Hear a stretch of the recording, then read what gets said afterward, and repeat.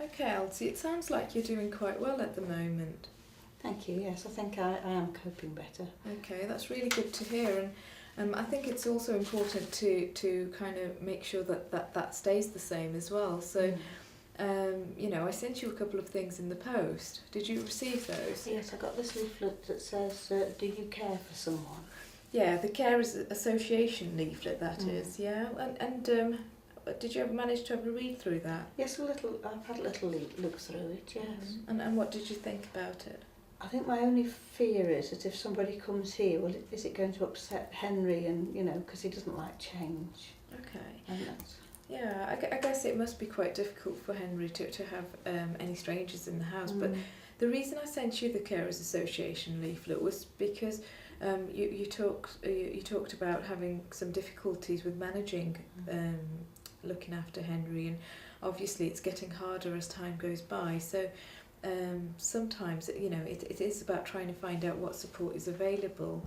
The Carers Association, they can do a carers assessment for you, so just to find out how you're getting on looking after with Henry. So it doesn't necessarily mean that they would have some home care arranged for you. It's only if you agree to it. So, as well as the home care, there is a number of other options. So were you aware of that? Not really, no. I'm not really sure what it's going to all entail. Okay, I think at this point in time it's just about getting an assessment. I think that I would really recommend that, because it's about making sure you're looking after yourself as well as Henry, because if you're not looking after yourself, then your ability to care for Henry is not as good, I guess, because like we talked about, some of the low mood and the impact that it's had on you is quite significant, isn't it? Yes, definitely. Yeah. So the carers assessment is a way of finding out what help you can get. So it may be home care, or trying to get somebody to help out with the practical chores around the house, or it may be respite. So giving you a little bit of time to do things that you want to do as well. What do you think about that? It sounds very, very much what I could do with, really. Yeah. Yes, it would be very helpful. Okay, so like I said, Elsie, at this point in time, it is just an assessment, and it's just getting that information. So no decisions are going to be made without you agreeing to them. So don't worry about anybody coming into the house when you don't want them to. Okay. The other thing that I sent in the post was the Maintaining Progress leaflet.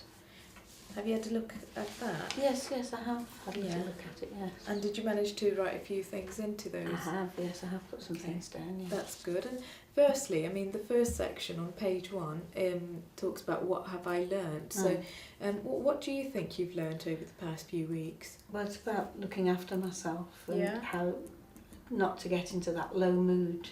Yeah. I think that's been a really important lesson. Yeah, certainly. And I think it's really important to remember how do you recognise that if it is happening again. So the next part of it, looking at, well, what can I continue to do to prevent a setback? What do you think you could do? Well, I've put down the gardening to continue with. It's really doing things that will make me feel well. Okay. So like the gardening and meeting up with my friends. Yeah. And watching some soap operas on the telly, things like that. Just sort of what you might call normal life, really. Yeah. Yeah. Like you said, it's the normal everyday sort of things that you do that you only really notice the difference they make when you stop doing them. Yeah, it's really important to maintain that, and it's the things that you enjoy that keep you well. Oh, absolutely right. Yes. Okay, so like you said, it's important to keep that up. So you're trying to avoid getting yourself into a low mood again. So that is I guess it's quite easily done when things are getting on top of you. Oh, yes. Okay, and what do you think are your the next section talks about high risk situations, so situations which make it more likely that you might become unwell? It's when Henry seems to be less well, and when he gets more confused. Yeah. I guess that you don't know when that might happen. So if that does happen, what is it that you could do? Well, I think what I've learnt is you know, remove myself from the situation. Mhm. I was afraid of doing that, especially since the fall, you know, in case he Yeah. hurt himself. But I now realise I need to make a little bit of space for me. Yeah, definitely. Yeah, and just by going into the garden for 10 minutes Mhm. can sort of just ease that for me. Yeah, I think it was unfortunate that Henry did have a fall when you were in the kitchen, but you know we talked a little bit about that. Sometimes there's things that you know you can't prevent, and you know you were feeling quite guilty around I that. felt awful. I felt like Yeah. it was my fault, you know. No, I think it's important to remember that you've done so well so far. You know, trying to cope with everything on your own. It's important to remember that you have done a great job so far. Thank you. Yeah, and sometimes getting a little bit of help and support, you know, is okay. We all need a little bit of help at times. Well, I think that's what you've taught me, really. I mean, I think I said to you I was very afraid of contacting my daughter, Jan, you know. Yeah. Because she's got, you know, her kids are going through this exams and things, and she's got her own problems, and the last thing I wanted was to phone her and sort of be a burden to her. Yeah. But actually what it's taught me is that she likes to feel more involved, actually. Okay, you know, that's good, yeah. Yeah, and she doesn't feel like I'm cutting her off, whereas before I thought I was protecting her. Yeah. You know, Yeah. she lives so far away, there's so little she can do, you know. Yeah. But actually I've learnt that just talking on the phone for 5 or 10 minutes, you know, even if it's only once a week, it really helps me. And that's brilliant, you know, Elsie, to recognise some sources of support, and you know, like talking to your daughter Jan. Yes, exactly like you said. Sometimes it is about having a conversation, and that can make all the difference. Yes. Yeah. And like you said, she'd like to know what's going on, because she was quite concerned about you and Henry, wasn't she? Yeah, I think she felt I was keeping things from her. It wasn't my intention. Yeah. It was just, you know, I didn't want to burden her with it. Yeah, and do you think you'll keep in touch and keep regular contact with your daughter? We're already talking much more than we were before. Yes, that's good.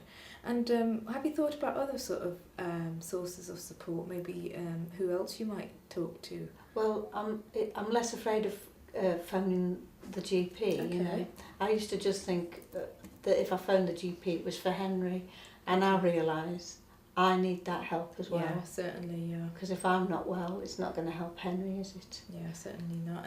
And you know, what is your relationship like with your GP? Oh, he's a very nice man. He does listen. Yeah. Okay, that's good.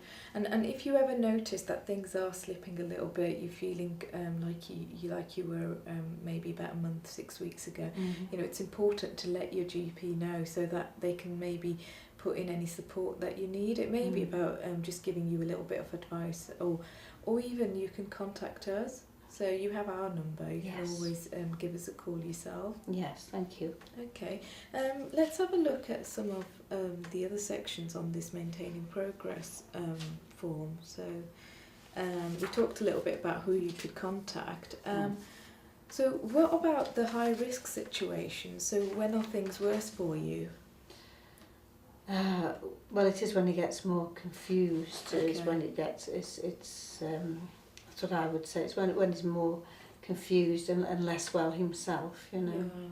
Yeah. And do you think there's any kind of help you can get at that point, or any?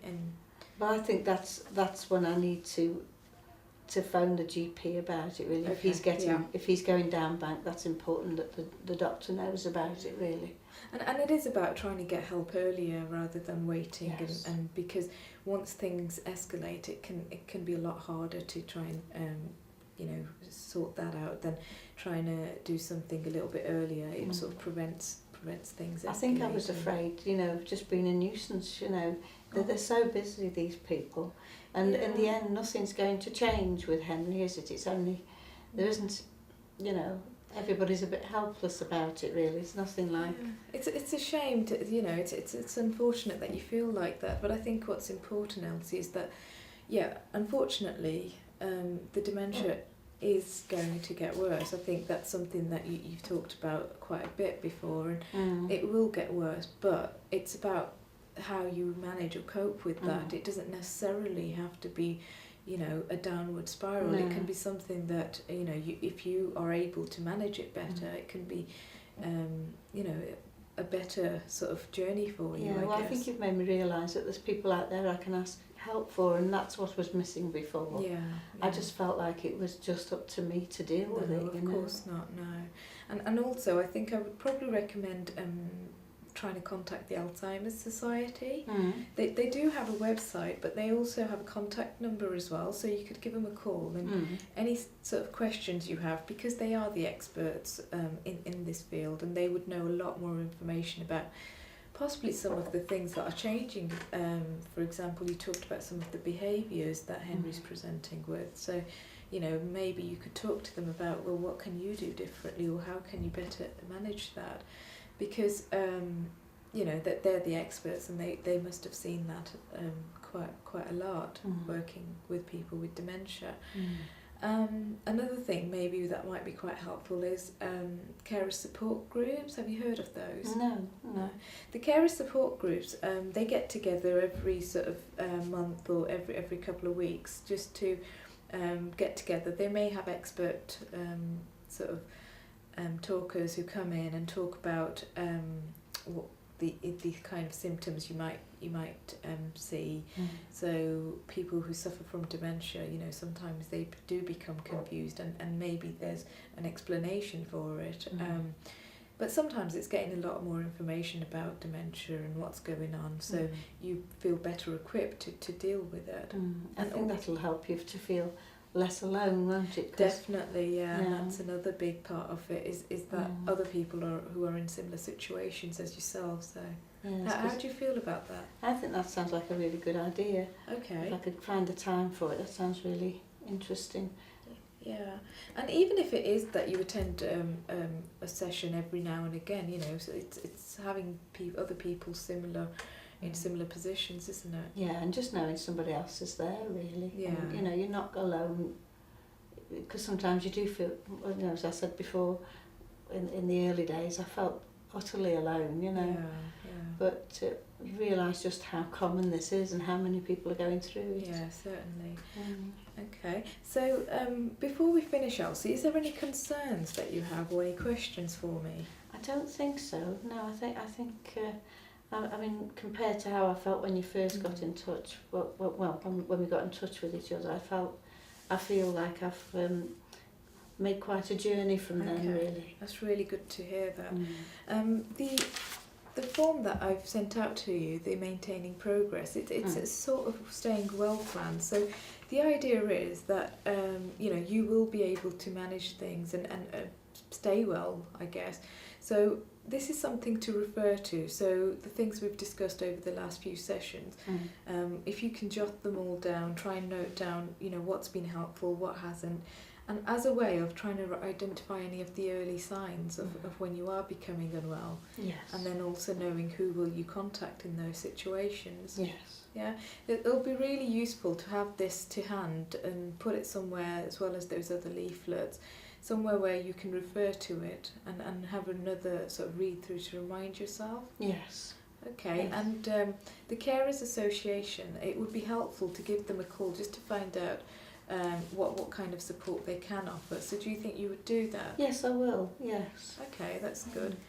You can always contact us again if you feel that you've got any concerns. You can give us a call. I'd also advise you to speak to your GP if there's any concerns around your own health. But I will contact you in about 4 weeks' time for a review, just to see how you're getting on. Does that sound okay? Oh, that sounds very good, yes, thank you. Okay, so shall we say, let's have a look at my diary. Have you got your diary to hand, Elsie? Well, mine's more or less, I know what I'm doing. Okay, that's good. I haven't got much call. So 4 weeks' time will be the 28th of September. Yeah. So do you feel you could speak to me then? It will be a telephone conversation, just like today. So shall we say 1 o'clock? Yeah. Same time? Yeah. Okay, so I'll book that in. I'll send a letter in the post for you as well. That's lovely, yes please. Just to remind you. So if there are any questions in your mind, you can sort of ask me then as well. That's lovely. Thank you ever so much for your help. Okay, you're welcome. Great to speak to you again, Thank Elsie. You. Take care. Bye-bye. Thank you.